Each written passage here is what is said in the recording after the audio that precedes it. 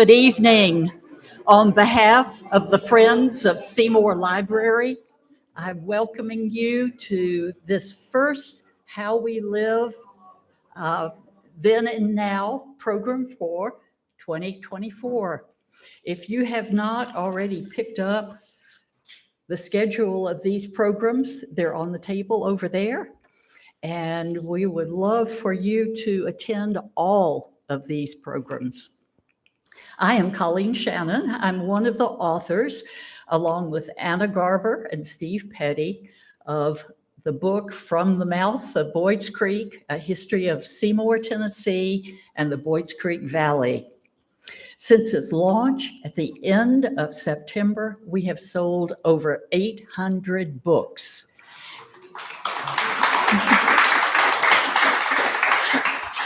The ones you see over here that are available to buy tonight for $25, cash, check, or charge, are from our third printing. Once they are sold, we will have sold 1,000 books.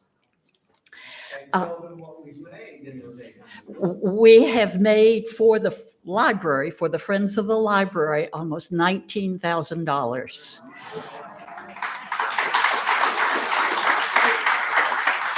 We are so grateful for our benefactors that underwrote the printing of the book, and the rest of us worked as volunteers. On the cover of the book, you see a very eye-catching photograph by B. Graham of the mouth of Boyds Creek at the French Broad River. Bee is with us tonight with her husband, and she has many other beautiful framed pictures of sites around this area. If you would like to purchase those, Bee can work with you on that, and 10% of all the sales tonight will go to the Friends of the Library.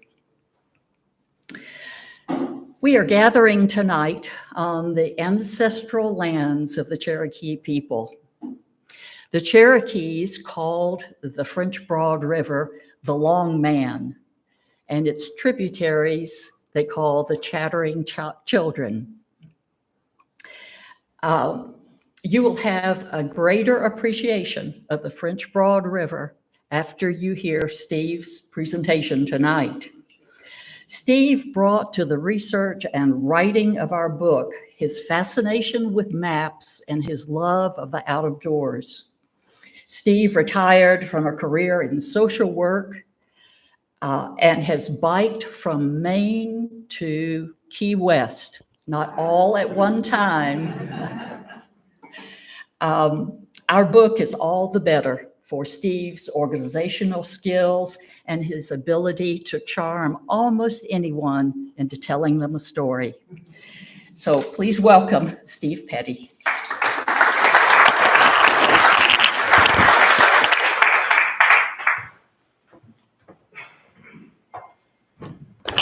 Got to get hooked up before I can start talking, they tell me.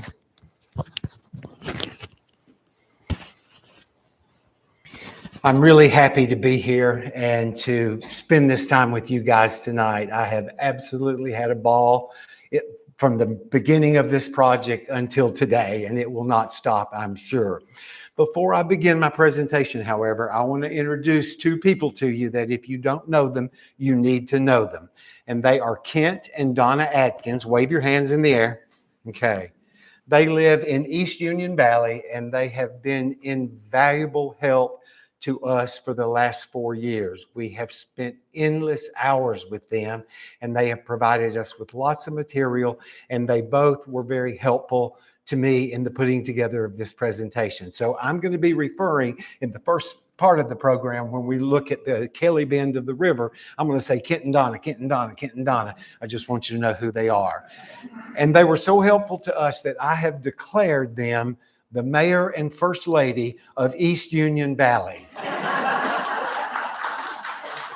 If there's anybody here who thinks you're the mayor of East Union Valley, I mean, I don't want to stir up any stink or anything, but it's can't because I declared it so. Okay, let's get started. Who doesn't love a river, right? I mean, who doesn't love a river? They are often beautiful, like this picture.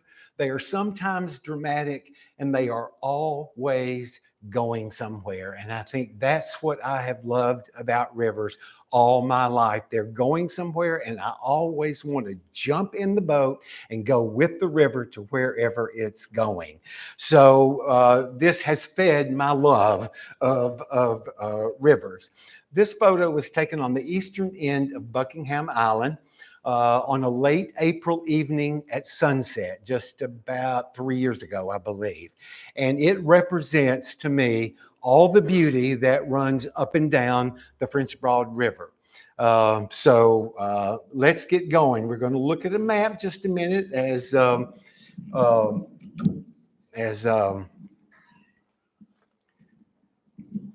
to look at a map for just a minute. Okay, there it is. This is an excerpt from the first ever USGS map of this area, published in 1895. It was surveyed in 1884, 85, and 90. So really, what you see here is older than the date of it was publishing in 1895. And I use it because I want to talk about the river. For some reason, my computer's changing slow, and it went too far on this one. Okay. So you see the French Broad River. The part that is in dark blue are the 12 miles of the French Broad that form the northern boundary of the Boyds Creek community. The northern boundary of the Seymour community is Bays Mountain. So our entire area is bordered by first a mountain and then a river. And the mountain runs right into the river. So we've got wonderful northern boundaries. On this map, this is Knox County. This in 1895 was all Kodak. The county line has changed a little bit. Today it goes down the river and heads up into Kodak right here.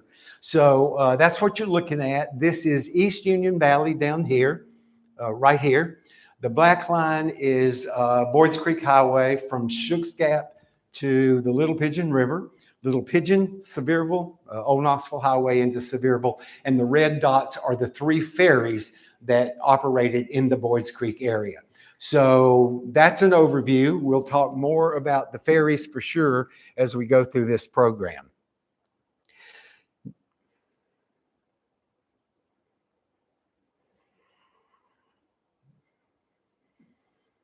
For some reason, it's changing slides slowly. I am so sorry.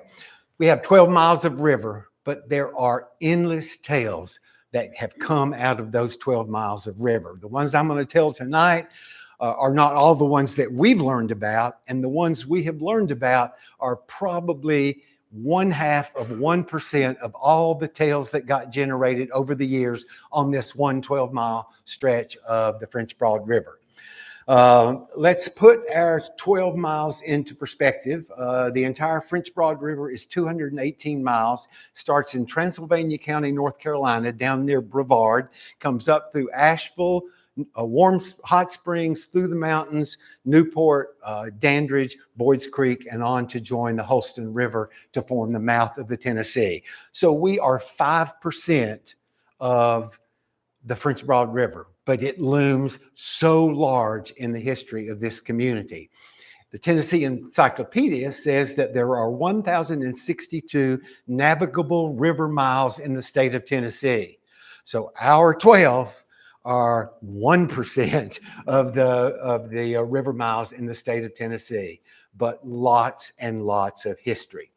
I'm going to tell 4 different kinds of stories today.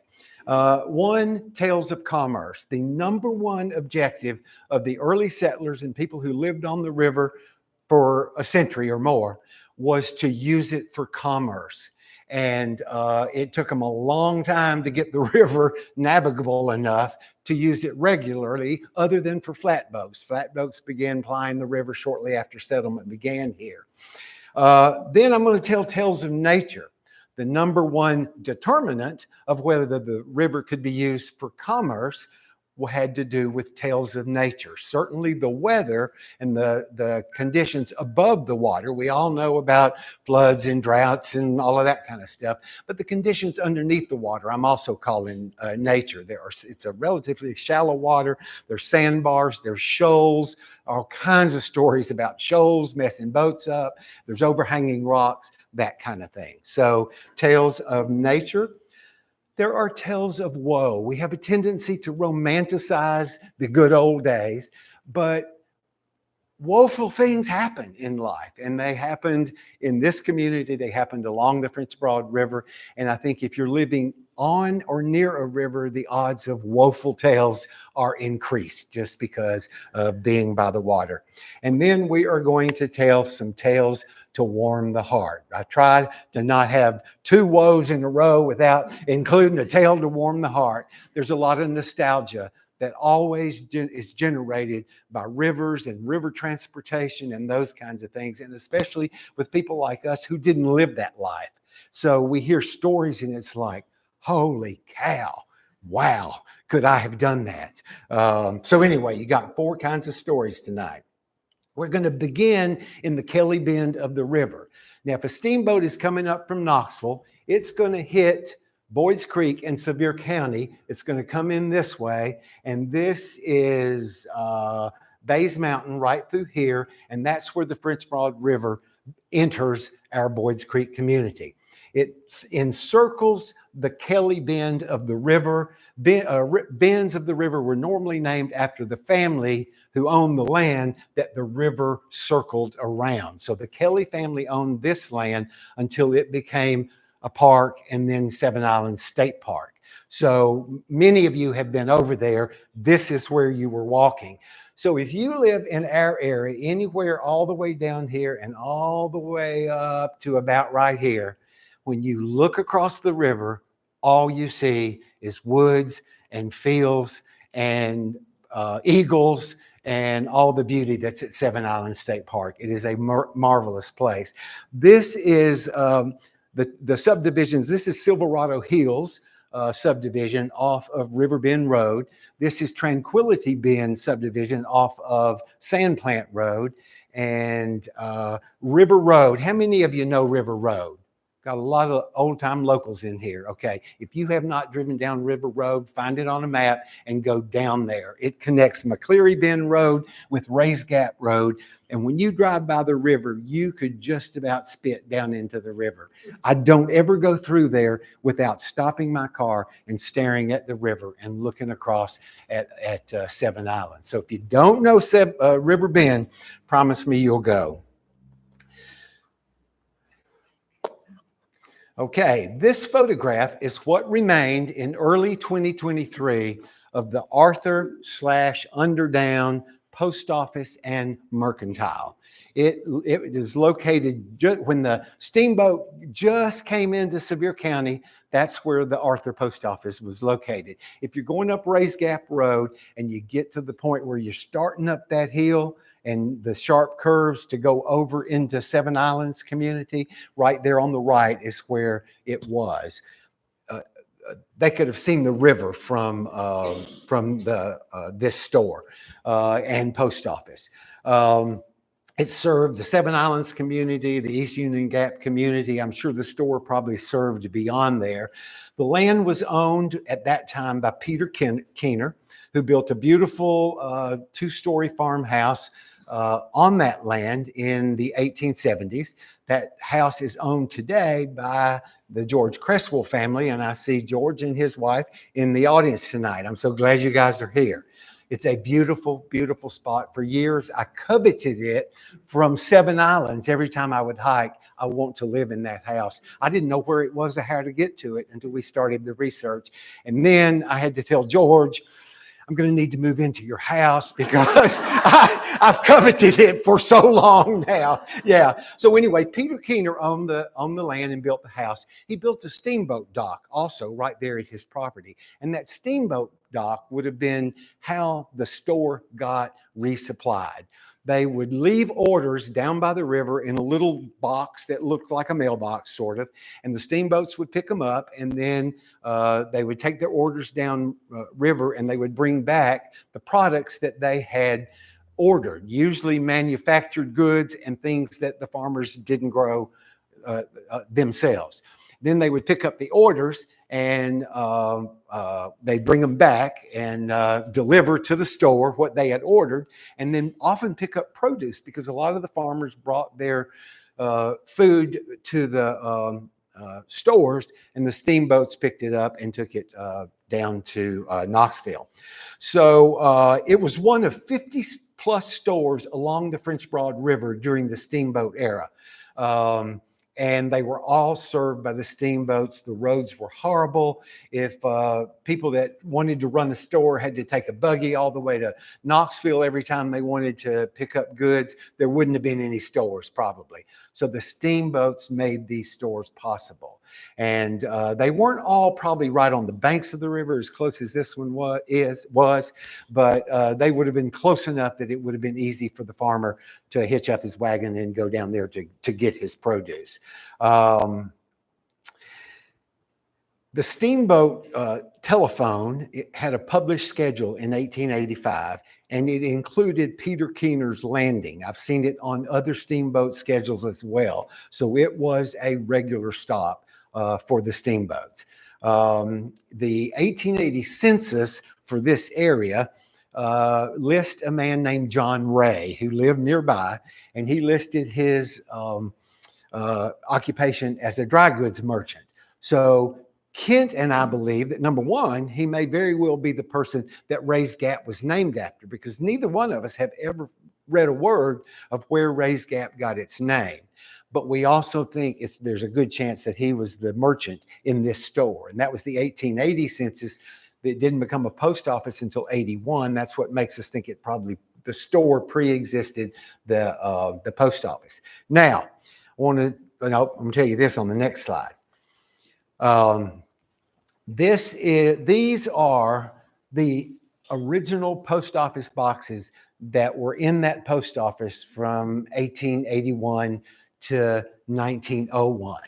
And I had this slide. This belongs to Kent and Donna, and I had taken this picture quite a while ago, and I had this slide already in my presentation tonight when they called and said, "Do you think anybody would mind us bringing our display over to the thing tonight?" So you've got right here the original boxes, and Donna has put the family names, some of the family names that would have actually used this post office on the boxes. You can't see it well in the picture or from where you're sitting, but bottom right over there is a postal scale that Donna found online, which is from the era that the Arthur Underdown Post Office operated.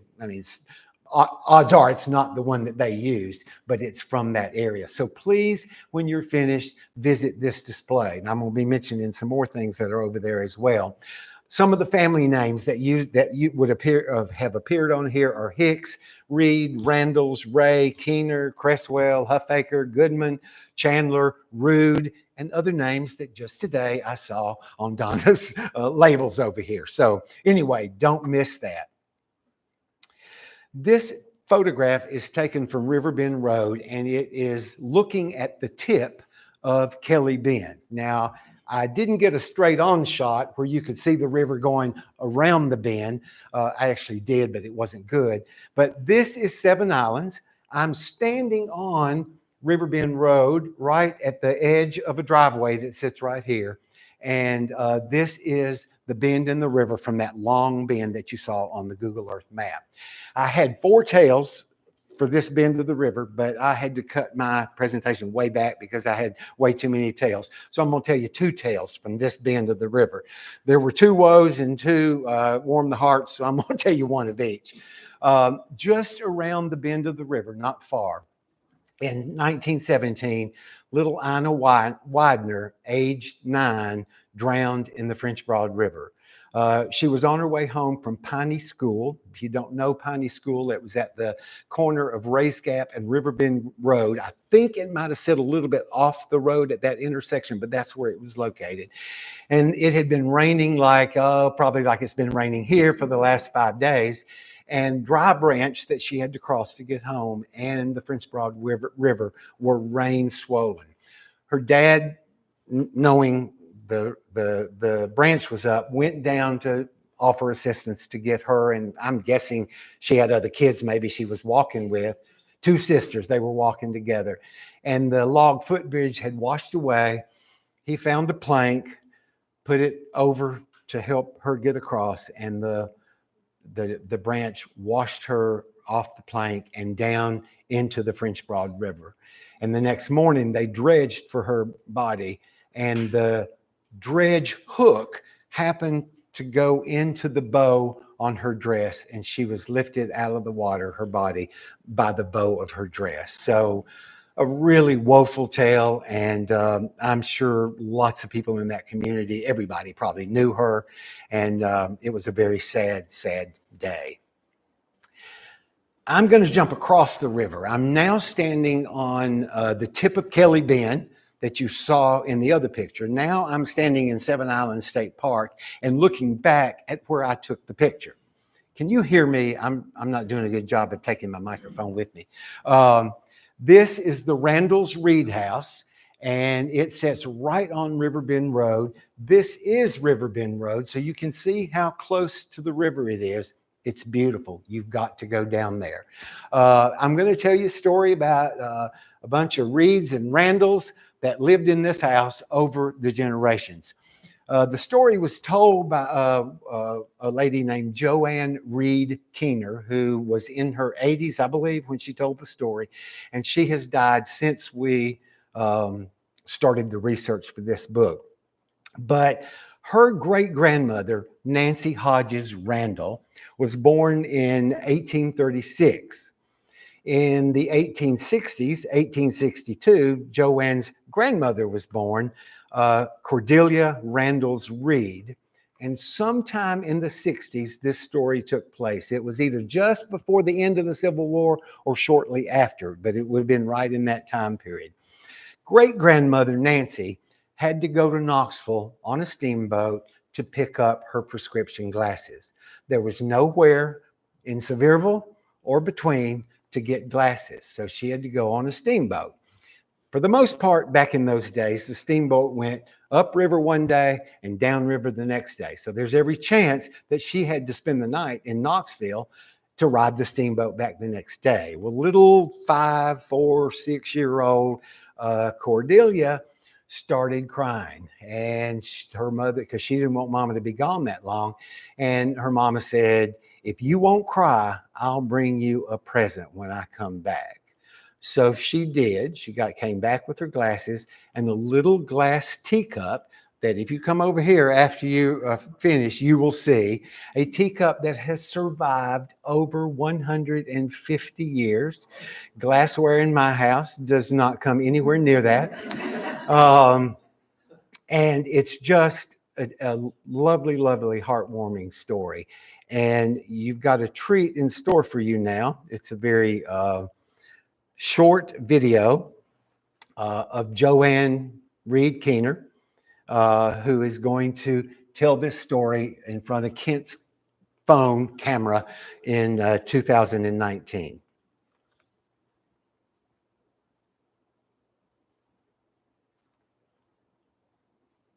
As I said, this is the glasses that my great-grandmother went to Knoxville and got. And this cup is what she brought my grandmother back for not crying. How'd they get to Knoxville? On a steamboat. I love her tone of voice. Now, you know, I can make up a better story, but she knew that Kent knew how she got up the river. But of course, he wanted it on the video. And so he asked her, and it just almost like sounds like she was holding back the word silly or stupid on a steamboat, silly. And you know, in all fairness, she grew up in the house that I showed you, the Randall's Reed house, and her family had lived in that house for years. They had been river people. They knew that river. She'd heard stories and stories and stories. So, of course, you people that live in 2024, you should know right off that that's the only way she had to get her glasses in Knoxville. Heartwarming. All right, now we're moving down the river. This part of the river is coming out of the Kelly Bend that we just looked at, and it is going in this direction around the McCleary Bend of the river. I'm going to point out a couple of things. These are the Cane Islands, and you're going to hear more about the Cane Islands, so kind of picture where they are at. Can you folks see these little tiny dots from where you're sitting? Okay, remember those dots. And this is the Haynes Runyon House. We got a nice heartwarming story there. This is a golf course. It used to be the River Islands Golf Course in Kodak. I think they've changed their name, but they have a hole on the island. So there's a bridge comes over here, another bridge, another hole, and then another bridge, and the golf course ends in the McCleary Bend area of Boyds Creek. But when you drive down there, you rarely ever can see it. If the leaves are off the trees and you know where to look, you can. But it took me forever before I found it. And then this is the River's Edge subdivision down in the McCleary Bend. This is another place, if you haven't been, it's one of my favorite. I know you do. I met you in October. It's one of my favorite places also in the area. Just drive down here. You can't get out and walk to the river because it's all private property, but drive it. The houses are kind of far apart. So when you drive through the neighborhood, you can see the river and you can see through the houses what they are looking at. It's just a beautiful spot. So in the McCleary Bend, we start with two tales of commerce, big commerce. The Hodges Sand and Soil Company was that first little blue mark on that map.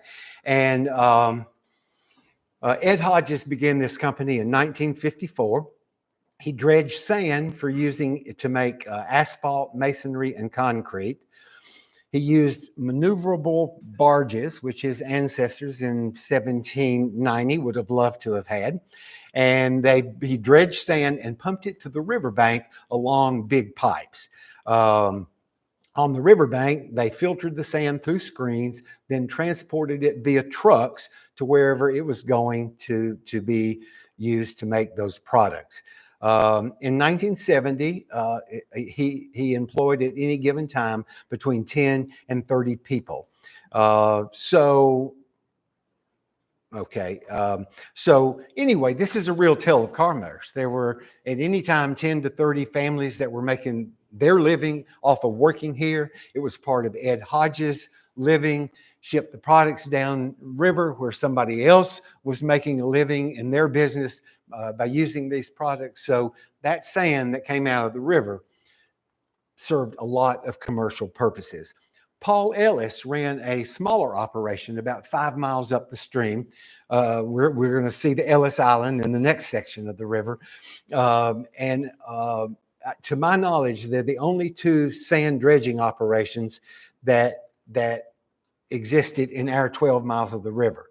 But there would have been such operations up and down probably all the rivers of East Tennessee because that sand was in demand for all of those products. This is the Haynes Runyon house set right in that little skinny section of the bend.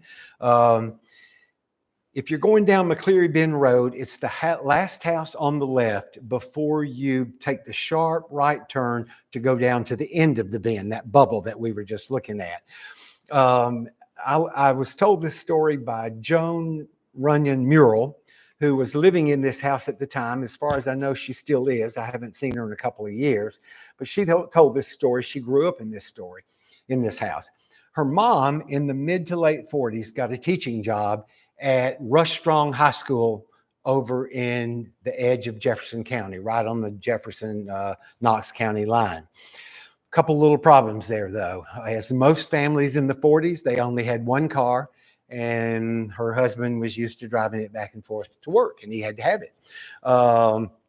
The other problem is that you got to get across the river, and the other problem is that it's a 9-mile walk to get over to Rough Strong High School.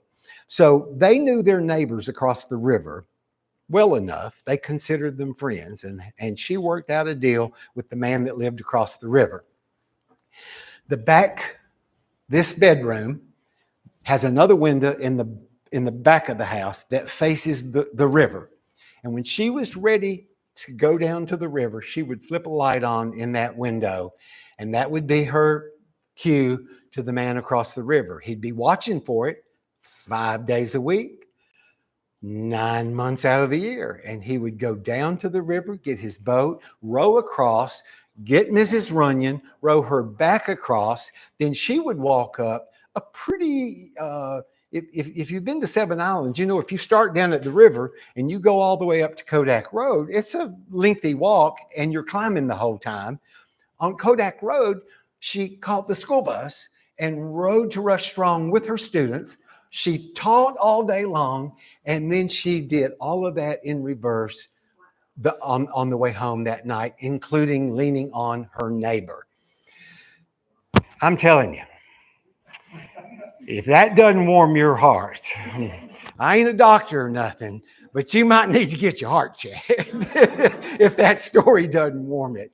Just, I imagine that people who live inside of the river today probably don't even know who it is that lives across the river.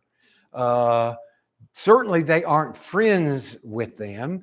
They probably don't know how to go over to Kodak and drive and even find their house. Yet this is what the neighbors were doing in the 1940s. I love that story. Now we go a little further down. This is where the Scottish and Carolina Lumber Company had a log boom from 1886 to 1890. They had an aborted, they came over here from Scotland and they set up their operation in Newport. They operated for 10 months. Stories say that the Scottish man who ran the company did not pay attention to the locals when they were telling him about the river and what he needed to do with his log boom. They were in operation 10 months. A big old flood came up. It broke the boom, and 8,000 logs went floating down the river. There was no way on earth to retrieve those logs and get them back. The next morning, the Knoxville newspaper reported that some Knoxvillians were standing on the Gay Street Bridge and they saw some of those logs going by. So they were just gone forever. So he decided to regroup and have another plan. He bought up some timber rights along the east and west prong of the Little Pigeon. He cut lumber up there, floated it down the Little Pigeon. It hit the French Broad, and I'm thinking probably came about 7-8 miles down the French Broad to get to the log boom. And this log boom was built to catch those logs so that they could then turn them into rafts and with a man or two and oars, get them to Knoxville safely, to the sawmill of the Scottish and Carolina Lumber Company, which was built on Scottish Pike. Many of you know where it is, right on the south banks of the river. So the logs would get this far, then turn into rafts, go down there, and they would take them out of the river and saw them up. Now, remember those little dots on the map I was telling you about? Okay. Those dots are these clumps of trees. And they are called towheads, and they were built to make the log boom. This is a close-up of the towhead taken by Kent. To my knowledge, it's the only one on the river that doesn't still have trees and vegetation in it. But you see the log frame? Well, it was a big old square, and these logs were spiked together all the way down to the bottom of the river. all four sides of this box. And then if you can't see it, they were filled with river rocks to weight them down. Now, ladies and gentlemen, this was in 1886, and those towheads are still there. Kent and I cannot figure out how they have not washed away. Now, back in the day, they had them anchored to the shore also, but they're not anchored to the shore now, and they are still there and in place. So the big Cane Island that I showed you where the golf course has its first tee on the river, it is back behind these towheads going in the same angle. So the towheads were bound together with chains. They had plank platforms connecting the towheads where the rivermen could stand and with long poles and sharp spikes maneuver the logs into the log boom in a straight fashion so they could get more in there, and they'd be ready to pull out at the other end down here and build them into a raft. So I think they also used the channel between the island and the mainland. This is Kodak. This bridge was not there in 1886. This is the golf course bridge. So Kent, do you know, did they use both channels for the log boom? Okay, and I'm not sure either, but somewhere along the line I got that impression. So that's the log boom. Got a couple other pictures here. This is what remains 100 and ever how many years I said, 25, 35 years later. This is part of the structure, and there was much more of this, where they turn the logs into rafts. And you can see the size spikes that they used to hold their structure together. I'm guessing it was the same size that went into the logs that made the towhead all the way down to the bottom of the river. And this is a piece of the chain that they used between the towheads to keep the logs from getting hung up in the edge of the towheads. This is a piece of chain that Kent and Donna own, and you will see it right over here on this table when you go over here after the program. I urge you to take a close look at it. It is absolutely wonderful. You can see the blacksmith's hammer marks in each and every link. He made each one of those individually and then closed them off in each other to make these log chains. I cannot fathom that. But hey, how cool is that? Now we go on around the river to right in the middle of the bend that you saw was the McCleary Ferry. It became the Underdown Ferry, and then in its later years it became the Hodges Ferry. Of the three ferry sites in Boyds Creek, this is the one that it's hardest to see when you look at it today that it would have been a ferry site. I am told that this bank has washed away a lot, so it would have been a much more gradual slope down to the river in that day. This is the Kodak side. We're sitting in the middle of the river when the picture is taken, and they would have just gone up through this. I'm sure there was less vegetation here, and gone up through this little field that you can see right there.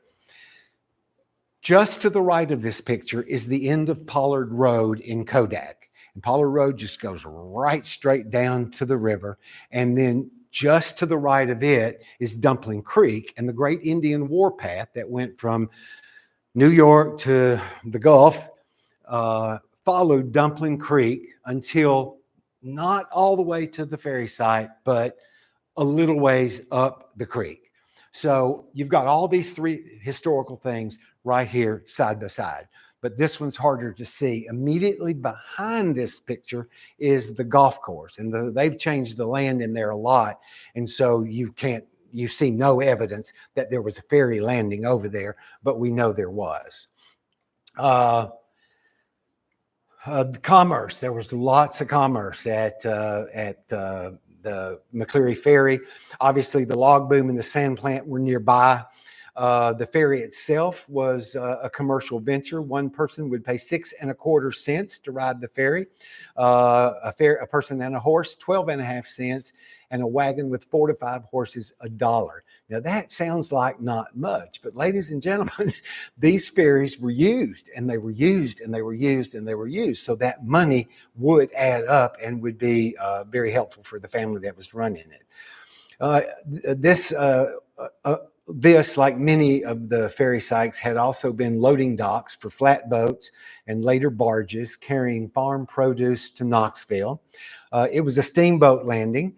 There was a warehouse at this, up on the bank at this landing, and they had a chute from the warehouse where the produce that the farmers had brought to store in the warehouse, I'm guessing like the day before the steamboat was going to come or whatever, then they would send it down the chute and load it onto the steamboat or a flatboat that the steamboat was pushing, because the steamboats did a lot of pushing of cargo on flatboats as well. William O'Connell in the 1850s owned a gristmill and a sawmill near the ferry. He advertised in the Knoxville paper at least 2 or 3 times that I saw. He was looking for a cabinet maker and a blacksmith, and he made the comment in his ad, "Lots of business is conducted here."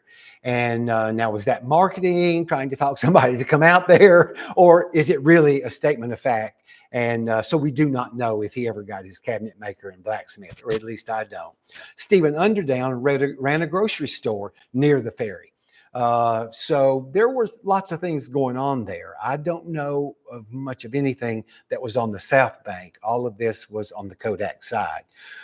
A tale to warm the heart. When the Hodges family had the ferry towards the end, there were a few years they didn't operate it, and they were using the ferry just to go back and forth with to do their farming. And they were carrying a load of sheep across the river. The sheep apparently crowded around the apron on the ferry and broke it off, and all of a sudden the sheep were in the water. And the Hodge sons, that would have been young at this time, I'm told, loved to tell the story, and they would always end with, "And those sheep had to learn to swim really fast." Now, there's one more story that happened at the McCleary Ferry, and I am not going to tell much of it, but if you were here for the Civil War presentation in October, you heard Anna talk about the bridge burnings, the Civil War bridge burnings. There's a big, long description of that in the book. If you have not read it, you need to go read it. It's a fascinating story. So 9 groups of men had been assigned to burn 9 different railroad bridges in 1961 to prevent the flow of supplies into the Confederate Army. 1861, yes, it was not 1961. These people are smarter than that, Jim. They knew. And so the group that was going to burn the Strawberry Plains Bridge over where Mrs. Runyon taught school, 9 miles from the ferry, they were men from our general area.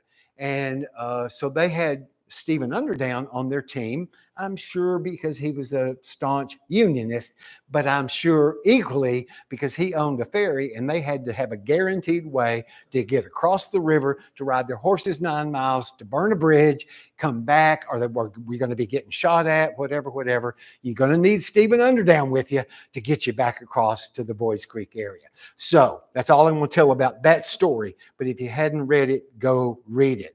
If you don't have the book to read it, go buy the book. Just a suggestion. Okay, we have a treat here. This story is not specific to the McCleary Ferry, but because we've been talking about steamboats, it's just as good a place as any to throw the story in. The Lucille Borden, probably the most storied steamboat that plied the French Broad, is on the right there. And perhaps one of the reasons it was so storied also is because it was built and piloted by a man named James Newman. He was a well-respected man in the community. Locals would give him their cash money to take and deposit in a bank in Knoxville. There were no banks in Sevierville and certainly no banks in between. So he was that trusted. He would take their produce and sell it for them on the wharf or at the wholesale houses and get what he could and bring them their money back. He sounded like a real a good man, and people trusted him. He married Martha Ann Ashley of Catlettsburg, descended from the early settler Ashleys that settled down on that end of our area.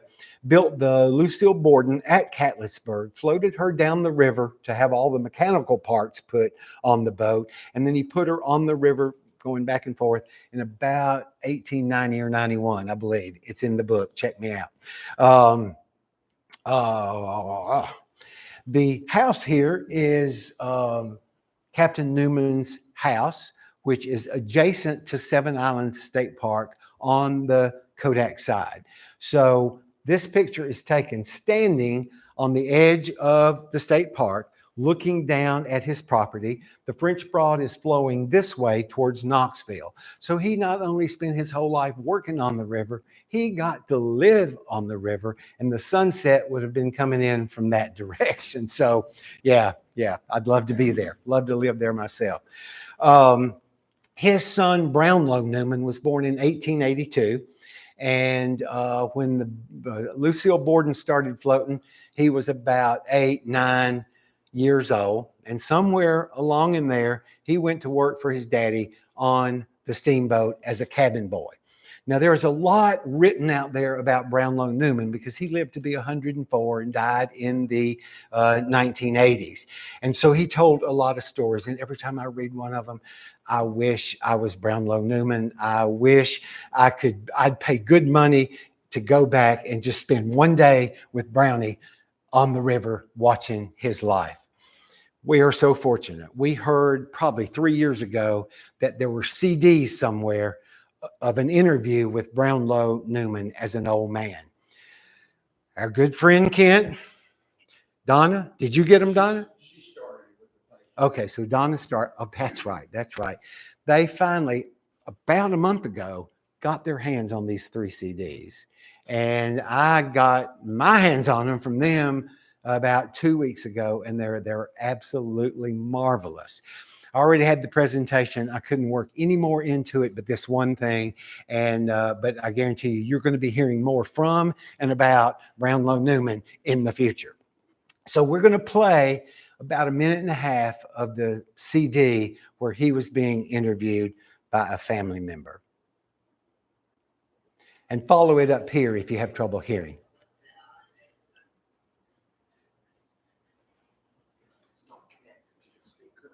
It's not connected? Play it here on the microphone. Just put your. Oh, okay. We haven't tried it this way. I hope it works. About 9 or 10, 11-year-old when they built that boat, when Mother built it, they took me on that boat. They have ever seen boats like that. They carried passengers up and down the river. That's all the way at that time. They couldn't have to travel. Oh, there was no pike road. And he took me on the boat, the cabin boy. Ever seen boat had a cabin boy? A boy was down 10 or 12 years old, 15 on there.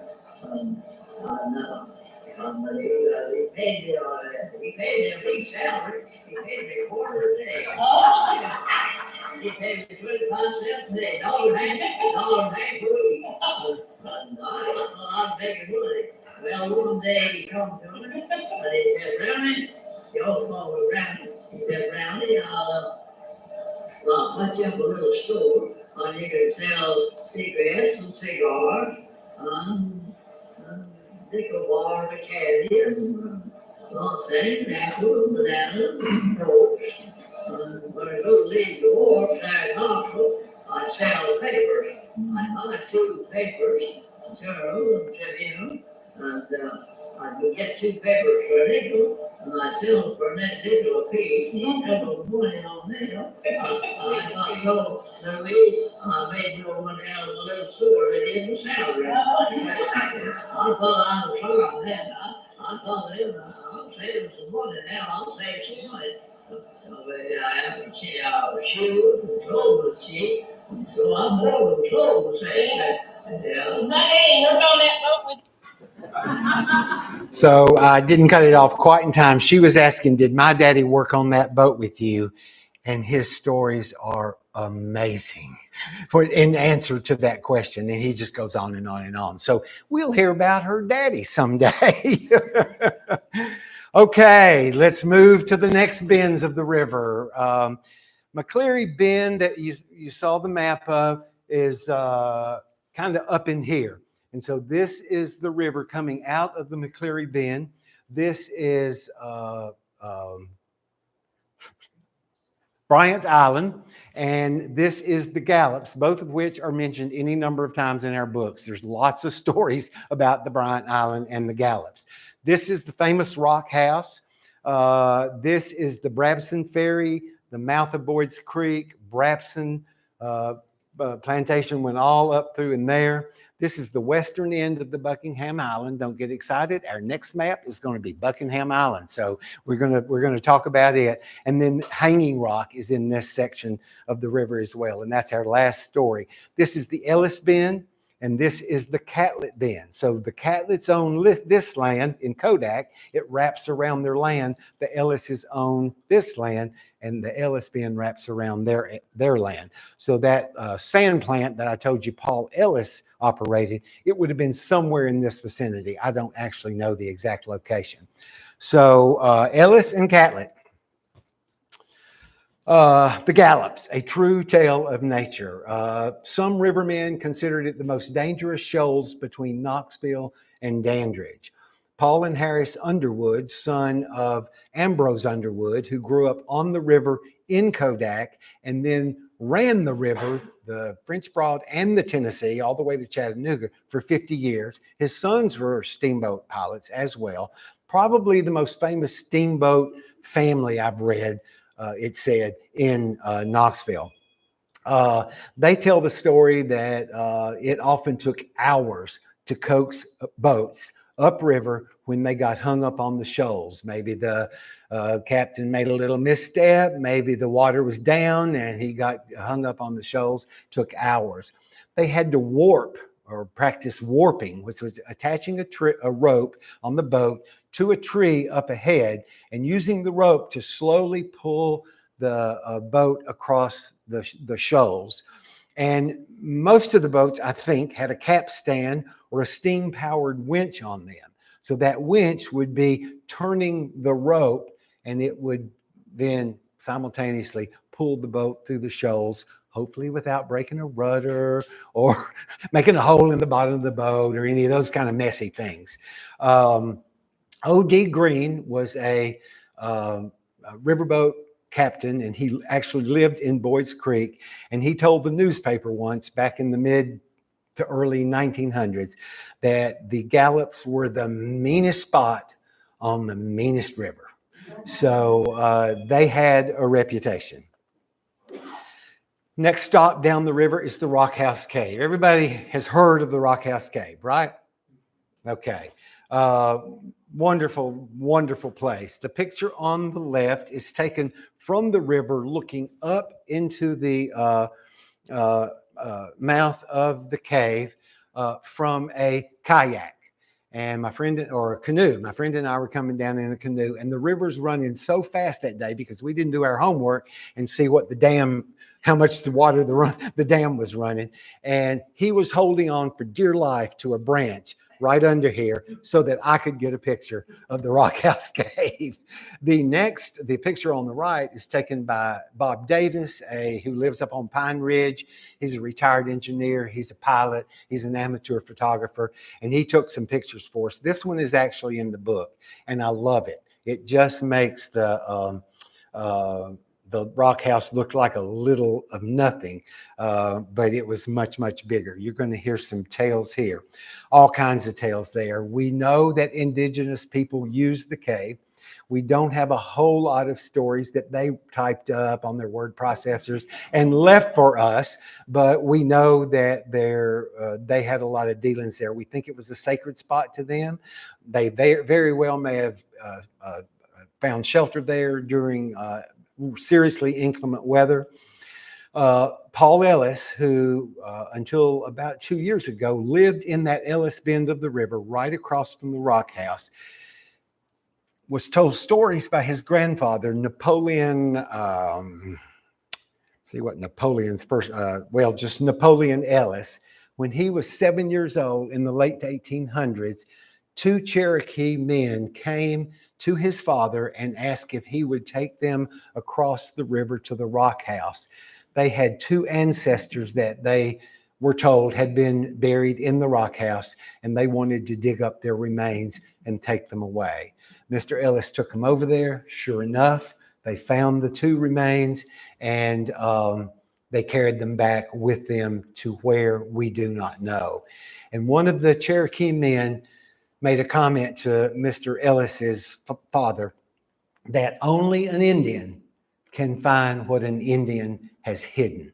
And Paul said that stuck with him and his grandfather their entire lives. Another time, another group of Cherokee people came and went across the river looking for artifacts, and they came back with a collection of artifacts that they had dug up in the cave.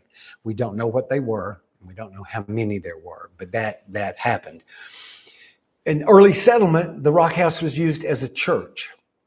And we know this because in the Boyds Creek Baptist Church history, it quotes John Myers, who was the postmaster of the Shook's Post Office in 1884.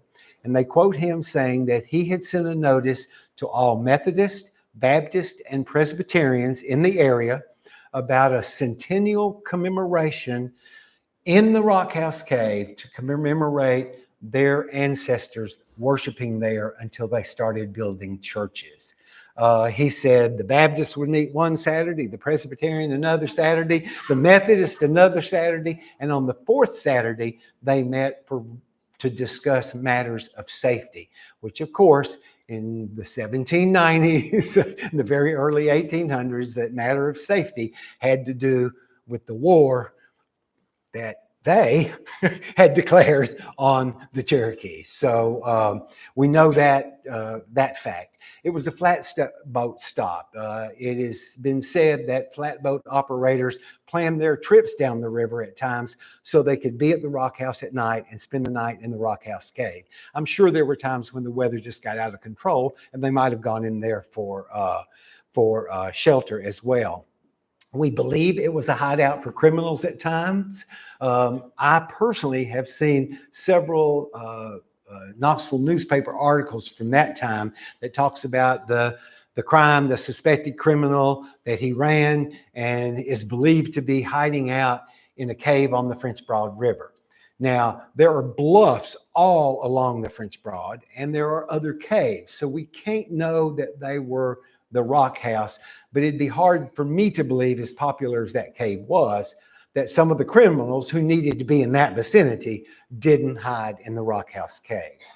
And last, it was used for party excursions by the steamboats. Somebody outfitted the Rock House with a wooden dance floor, lights. The steamboats brought them from Knoxville down to the Rock House. There was a little dance band there, and they had a marvelous and unique evening of entertainment. Now, it has been said that those Baptists, Methodists, and Presbyterians didn't think too much of what they were doing in that cave, but hey, nothing's changed, right? Just tonight, I was talking to Glenna Julian, who lives in Kodak. You're not too far from the Rock House, are you? Yeah. Okay, yeah. And who were you telling me? Her name was Georgie Husto, Okay, and she lived at Ramsey in her last years. But anyhow, she told me that as a child, or as a young person, old enough to be away from home, she'd catch the riverboat in Riverdale and come up to the Rock House to parties. okay, okay. And then Sam Lyle, who many of you know, he showed us a picture one day of his young mother and her friend. And he said this was taken in the Rock House Cave. And I said, well, Sam, what do you reckon they were doing over there? Because they were real pretty, and just looked like they were, maybe out to a party. And he said, well, I reckon there's a courting and a dancing. So a wonderful, wonderful time. And the 1885 steamboat telephone schedule that I referred to back at Peter Keener's Landing, it also showed the Rock House Cave as a regular stop on the steamboat. So a lot of great stories. Just for the fun of it, we're going to take a 10-second ride on the French Broad heading towards the Rock House Cave.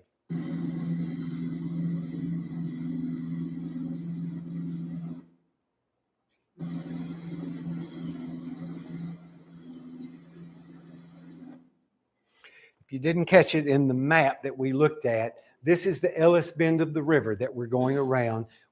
And as you're going around the bend, you're facing from a good ways back the Rock House Cave. You can't see it, I don't believe, but the bend of the river then goes down this way on towards Knoxville. So just a fun little addition. I'm not going to charge you anything extra for that.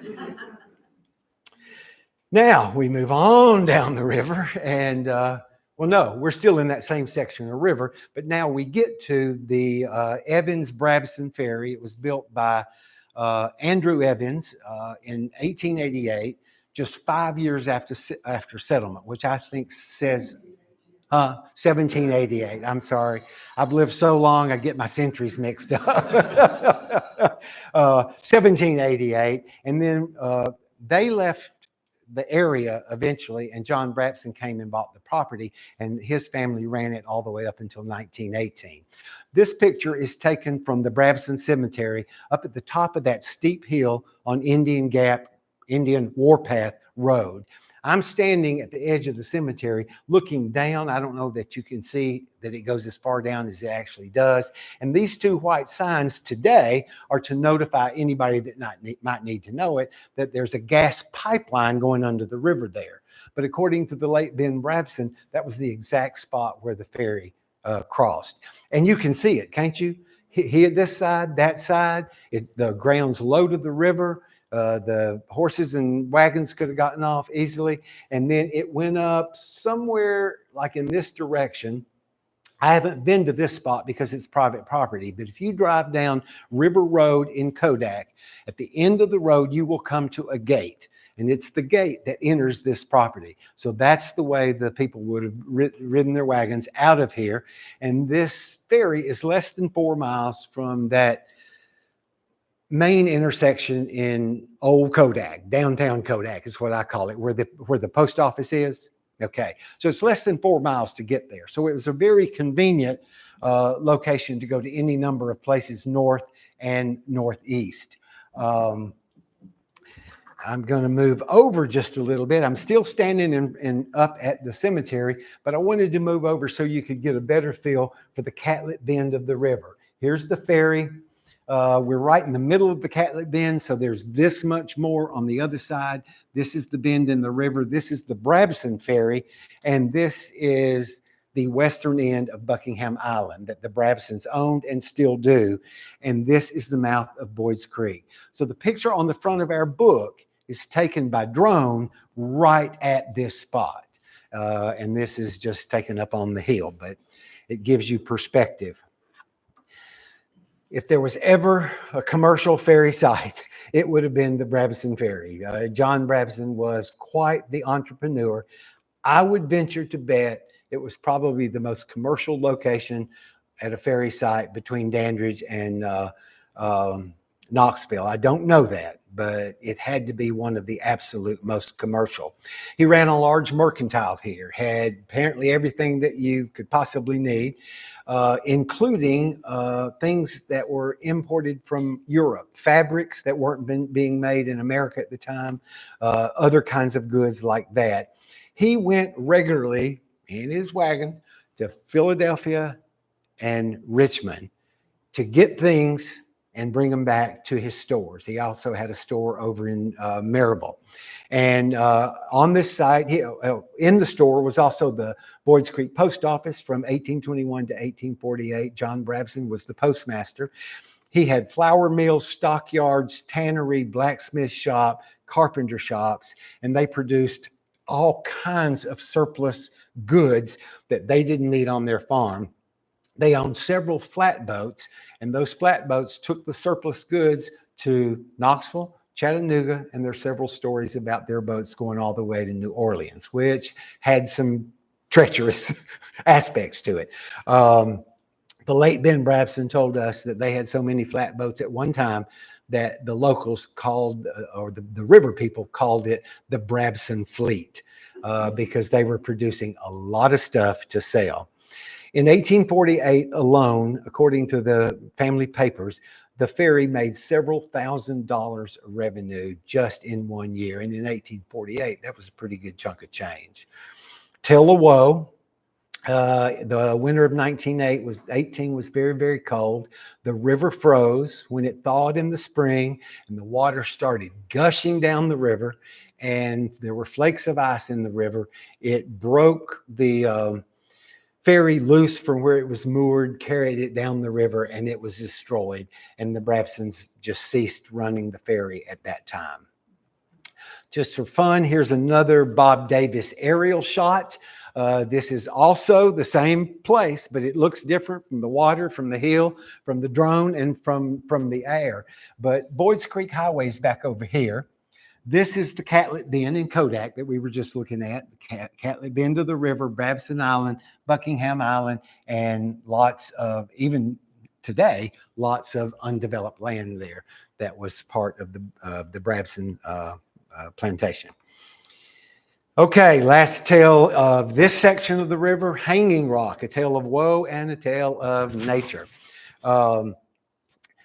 Best we can tell, the first two steamboats to go up the French Broad River was in 1847, and two steamboats left Knoxville that day, the Cassandra in the morning and the Sam Martin in the afternoon. And it helps to understand that this had been an anticipated thing for 40 to 50 years, and it finally happened. So quite an auspicious occasion, right? But 2 days later, the Knoxville newspaper, I think it was the Tribune, reported that the Cassandra had carried a few hogsheads of sugar, not equal to demand and not first rate. So as long as we waited for this steamboat, that's the review they got. And the Sam Martin in the afternoon, the Tribune said, carried a little load upriver and nothing of consequence on their return trip. But I know we still had a ways to go. The river wasn't perfect for steamboats yet, but they were giving it a shot. But something of consequence did happen when the Sam Martin was coming down the river. The river kind of flows sort of sideways toward the Hanging Rock right in here. And it can be very, very fast. And apparently it grabbed hold of the Sam Martin and it knocked him against the Hanging Rock. I don't know what the damage was. He was able to keep going, but you remember how recently we were at the Gallops, and he got down to the Gallops, got hung up in them, broke the rudder off of his boat, and he had to sit there for 2 days until he got his boat repaired to go the rest of the way down the river. Lots of patience, a lot of frustration, I'm sure. So that is the end of the section we were just on. What time is it? It's 8:07. We've been here about an hour. I've got 2 more little map sections of the river that have maybe fewer tales than I've told in the others, but I'm going to leave it up to y'all. Are you tired? You ready to quit? You want to go home? You want to hear the rest of these tales? Okay. Well, the number one question I have heard since our book came out was, where is Buckingham Island? People hear about it. Our book is full of Buckingham Island, and most people have never seen it and don't even know where it's at. And there's a reason for that. This is Buckingham Island from here all the way over to here. This is the Brabson's Inn that we've talked about and mentioned several times.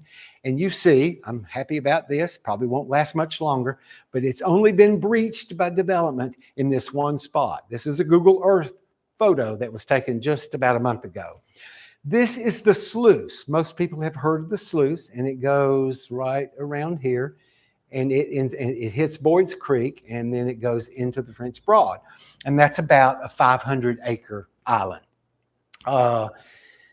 You don't see it because here's Boyds Creek Highway, this white line right here, and going up here and on up there and up there.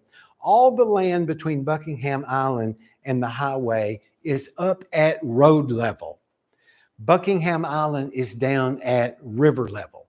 So when you're driving through there, you can't see it. I don't believe you could see it if there were no trees there, but there are, as you can see, lots of trees along the sluiceway.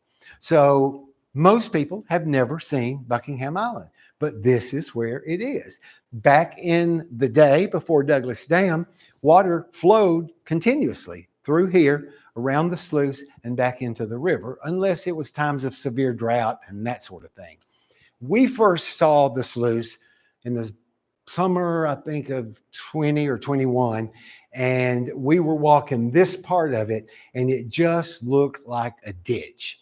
And there was a little bit of water in it, but it wasn't moving, and it was not appealing whatsoever. It's hard to imagine that at one time it was flowing steadily with water.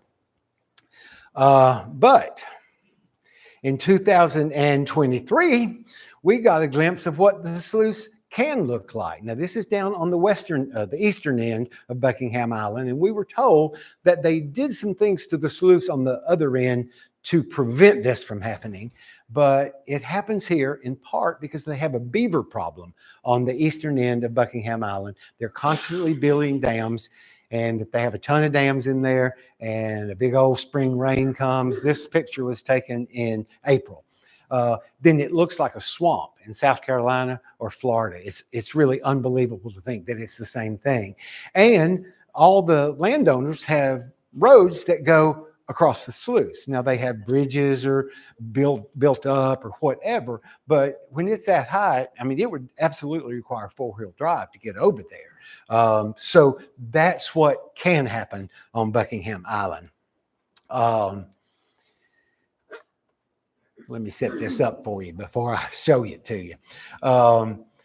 We have a wonderful account from 1784. There was a Moravian missionary from Salem, North Carolina, who came this way, best we can tell from his journal, by himself. He crossed the river at Buckingham Island, and he was going south to the Cherokee villages to talk to them about setting up a school. He has a great tale, the best description I've heard, in 1783 when he came down, of getting lost. He couldn't find the wagon road, then he couldn't find the warpath, blah, blah, blah, blah, blah. Then on his way back in 1784, he left us with another wonderful account of what this river could be like. I've got it written, but I'm going to read it to you as well. I want you to hear it and see it at the same time to make more impact. I could scarce get any sleep and spent the night in much perplexity, for the water grew higher and more rapid and roared beside me most frightfully. There was no one living in the neighborhood from whom I could expect any help.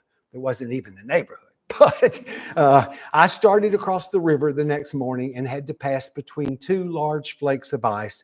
One got hold of my horse and with the violent current carried him downstream in a hole 12 to 15 feet deep. Now, how many of you would like to camp with me tonight? No, let's wait till the winter and camp down on Buckingham Island and see what happens. That is an amazing. He was a very articulate man. He wrote very descriptively. He was an educated man, but he was living in Salem, North Carolina, which was a nice little dignified town at that time. And all of a sudden he finds himself out here spending the night on Buckingham Island, and that's what he encountered. He got across the river and he went to the home of Joshua Gist in the Underwood bend of the river. When he came down and he was having so much trouble, he ran into a Cherokee man on the trail, and the Cherokee man knew that Joshua Gist was, number one, a very gracious and decent human being, and his entire family were very sympathetic to the plight of the Cherokees. So the Cherokee man took him to Joshua Gist's house. He spent the night, and Joshua took him down to the warpath the next day and showed him where to cross the river. So when he finished this night, where do you think he went? Straight to Joshua Gist's house to get some help. A great story. I know you can't read what's on here, but Winfield Scott Trundle, either the grandfather or great-grandfather, which is it, Anna? Yeah, great-grandfather of Benton Trundle, who still lives on the Trundle land that has been occupied by that family for generations. He had the insight to keep a record of all the major floods on Buckingham Island because they farmed Buckingham Island. It was all in corn, or it would all be in clover, or whatever they were planting at that time. And I just wanted you to see the way that he kept this journal. He kept it from 1867 to 1940.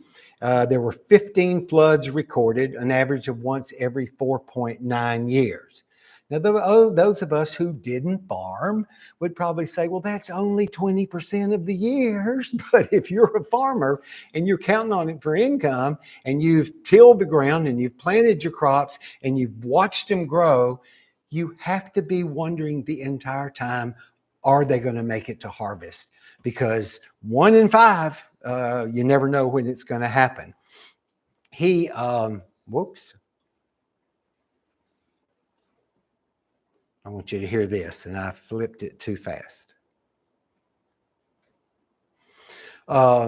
He made comments in his journal such as, destroyed all bank corn, stopped up the old sluice, washed off thousands of bushels of corn, destroyed 10 acres of clover, rode across the island in a skiff. Wow. Thank you, Winfield Scott, for leaving us this record to better understand what farming on Buckingham Island would have been like back in that day. The last section of the river, guys, we're getting close. This is what we refer to in the book often, the Catlettsburg end of the Boyds Creek community. And this is the sluice marker I had on the previous map. And so this is where it would have flowed off the French Broad. And then nearby we have the Hodge Ferry. Then we have McCroskey Island. And then in this little peninsula triangle behind the Smoky Mountain Knife Works, there was a Mississippian town.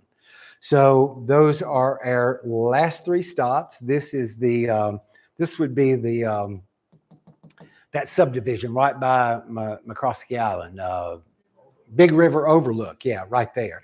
Note McCroskey Island, it still isn't completely used, but this is the Sevierville Water and Waste Plant today. So let's take a brief look at these 3 spots, and then this is the Kerr Petty Hodge Ferry. It was built by a man named John Kerr Sr., who owned land on both sides of the river. In fact, all of these ferry builders had land on both sides of the river. Sometime pre-1836, his daughter Fatha married G.W. Petty. I'd like to tell you that he was my great-great-grandfather, but I can make no connection, so I won't tell you that. And G.W. ran the ferry for several years, and then their daughter inherited it and married the first Hodge that ran the ferry throughout the rest of its years. And today, everybody refers to it as the Hodge Ferry. This picture is 1900, 1910, 1920, somewhere along in there on the left, and that is the actual ferry. So that gives us a rare glimpse of what it looked like. And bear in mind, it looks a little rickety maybe, just doesn't look, but they were carrying wagons and 4 horses across, and the wagons would be loaded down sometimes with produce, and just on and on and on and on. The picture on the right, and I'm sorry you can't see it more close up, but that's Kent Atkins, one of the worst riverboat captains that ever plied the French Broad. But anyway, back in October, he took me down the river, and some of these pictures were taken on that day, but this one certainly was. What I want to point out to you, look at the slope of the road in 1900 and today. It has hardly changed at all, except that today it's got lumpy concrete or lumpy asphalt or something on it. This is a public road. So this is one of the rare spots in our community that you can drive to, park your car right here and get out and stand by the river and just imagine what that ferry site would have been like back in 1836. The other bank of the river is unchanged as well. Look at this. The little road left the ferry, took an immediate right turn. There's still a farm road there that does the exact same thing, and it winds around and comes out as Hodges Bend Road today in that end of Boyds Creek. So I love this. I'll do a program someday on the number of times I almost drowned while in a boat with Ken Atkins. Yeah, you won't want to miss it. The Hodge Ferry, there's no evidence of significant commerce that took place there like the other two ferries, but it was the most convenient to people in Catlettsburg, Old Sevierville Pike, and even Sevierville. Now, the Seviervillians had two choices. The Kiker Ferry was upriver from the Smoky Mountain Knife Works now, and then the Hodges Ferry was on the other side of the Little Pigeon. So I suspect they chose their ferry based on where it was they were going north of the river. The Kiker would have been more convenient if they were on their way to Dandridge or Jefferson County or somewhere up in that direction. This would have been more convenient if they were going to downtown Kodak, maybe even turn on Kodak Road and go into Knoxville that way. There were people that traveled to Knoxville at that time. It would have eventually hooked up with Thorn Grove Pike and then on into Knoxville. So lots of people. And this ferry lasted until 1944. So that means it was carrying all the ferry traffic after the other two closed. It was used for school transport in both directions. Benton Trundle told me that his older sister crossed the ferry every day for a year when she went to school at Beach Springs High School in Kodak. Marie Temple tells the other side of that story. When Beach Springs closed and the Kodak kids had to go to Sevierville, they would ride the school bus down to the ferry, get off. The ferry would get on the boat without the kids in it. Then they'd get on, go across the river, get off again, school bus, because they just didn't want to run the safety risk with the kids if something happened to the boat. So there were people who went to school on there. Marie Temple tells that if it was a rainy season and it rained all day long while they were at school and the river was up and the ferry couldn't run because they couldn't control it, if the water was too fast and rapid, they would drive all the way down Chapman Highway in the school bus, come back, I suspect, to Kodak Road and into Kodak that way. And it was like an hour-long trip on a school bus. Don't you know that school bus driver was really, really happy on those days?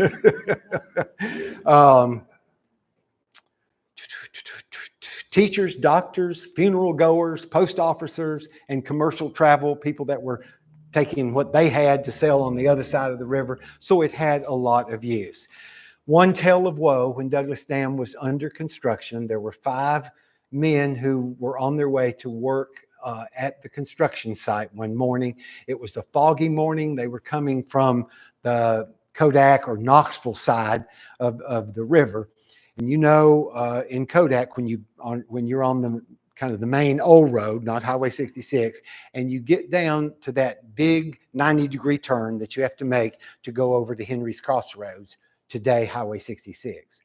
If you miss that turn because it's a foggy morning and you keep going straight thinking you're on that right road, you're on Hodges Ferry Road in Kodak, and you will run straight into the river, as they did, and drowned, and their bodies were gotten out the next morning. So one more tale of woe on the French Broad River.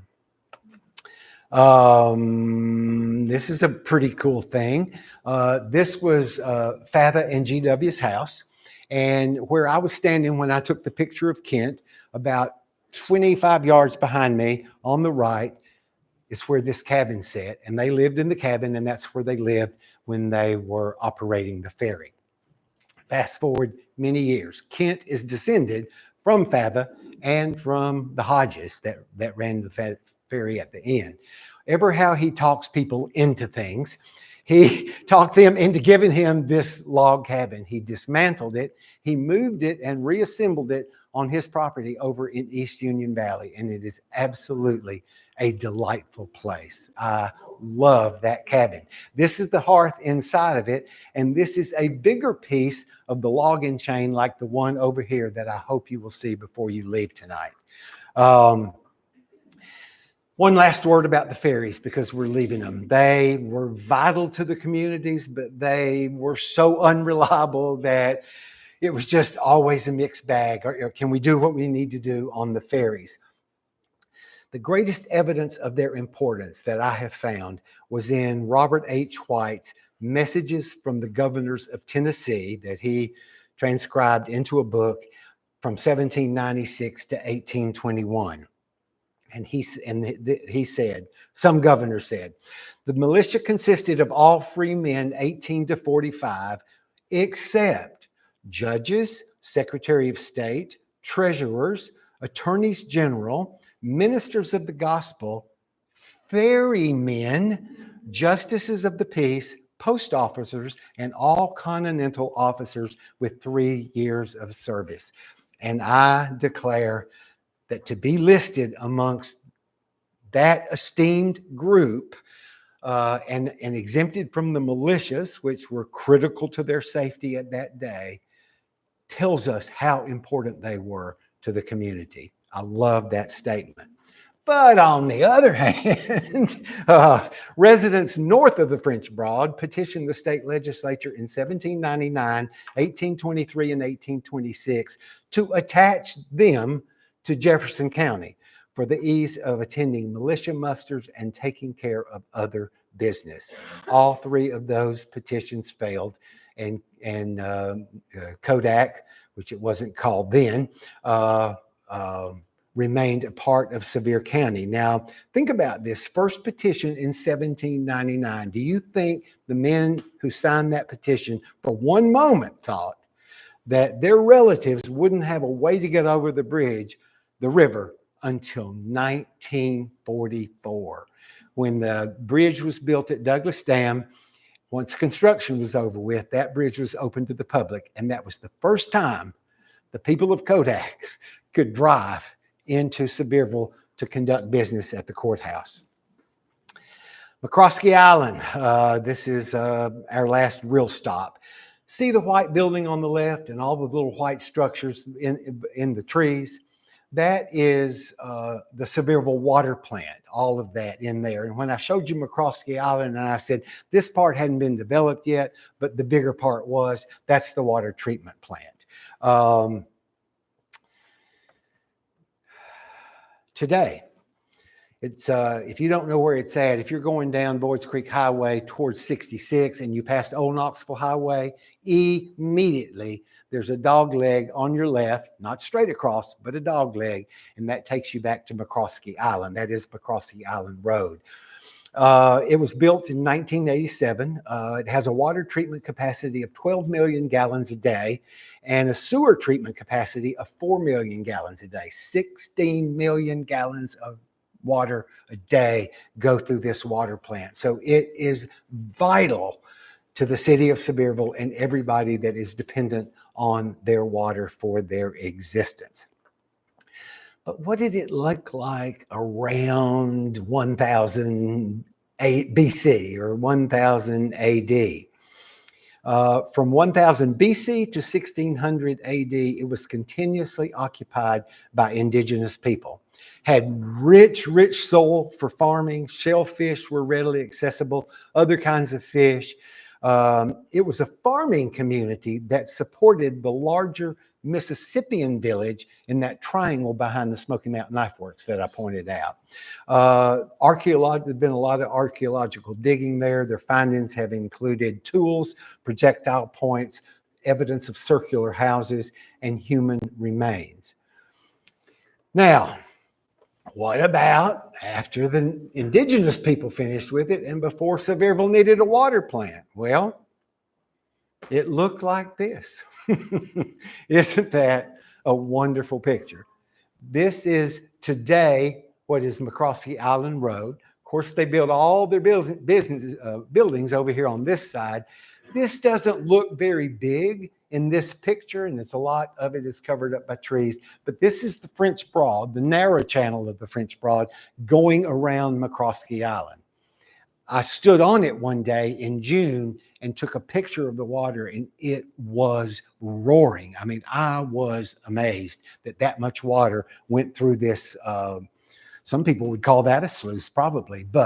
And look at this. Every inch we can see, I suspect every inch on the 69 acres was planted in corn or different things at different times. This was the home of Arthur McCroskey, and this photo was taken right around 1960. This is a fun little story, and it's short.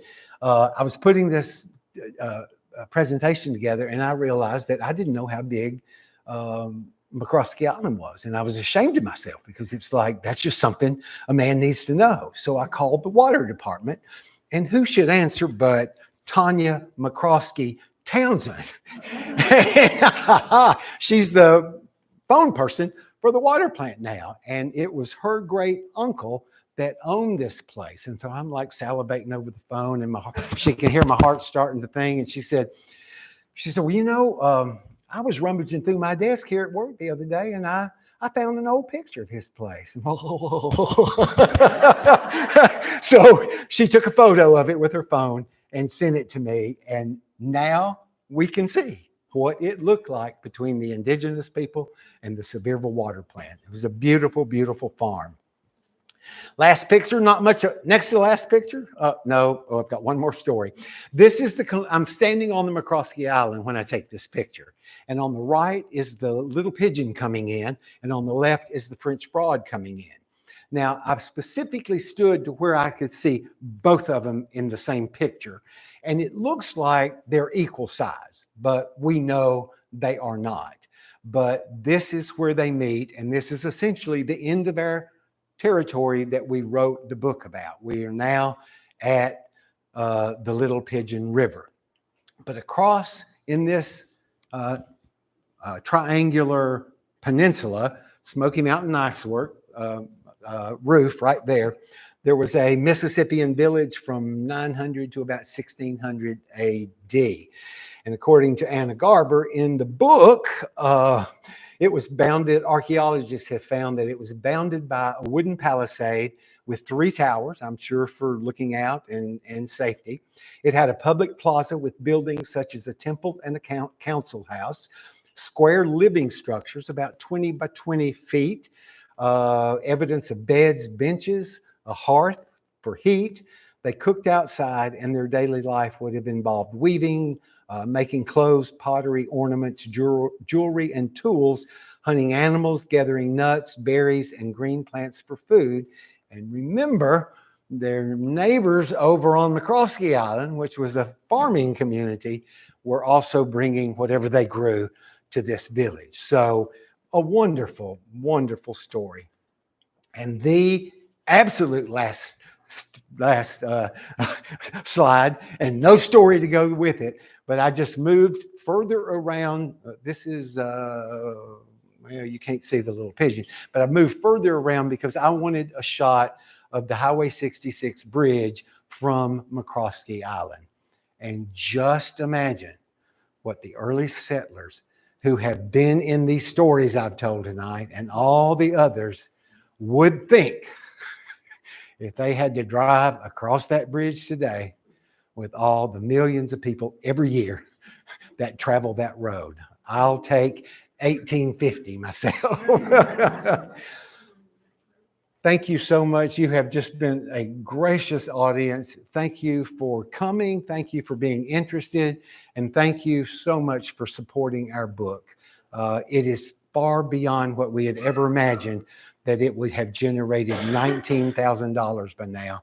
And we're heading into selling. In fact, these are the first books in printing number 3.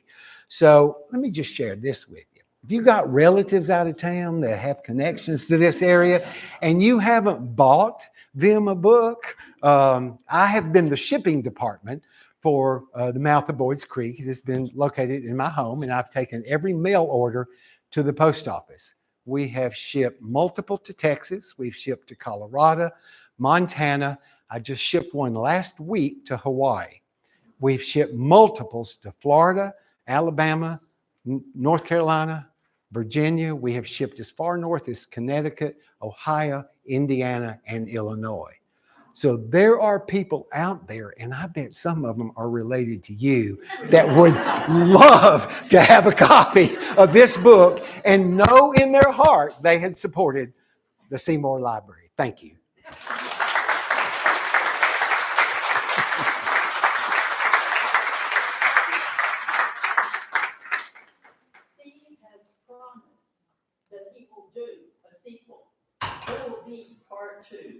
Tales of the French Broad. I hope many of you will be seated here on Thursday night when we have the first forum for the school board candidates for District 4. We have Charles Ogle and Matt Bauer, who have promised to be here. Kyle Granger will be the moderator. Charles Campbell, who is the incumbent, has been in that position for over 20 years, has decided not to attend, but come get to know your neighbors who are running for that important position. Ask them questions. The quality of our school depends on the quality of our school board. Thank you. And thank you, Steve. It was fantastic.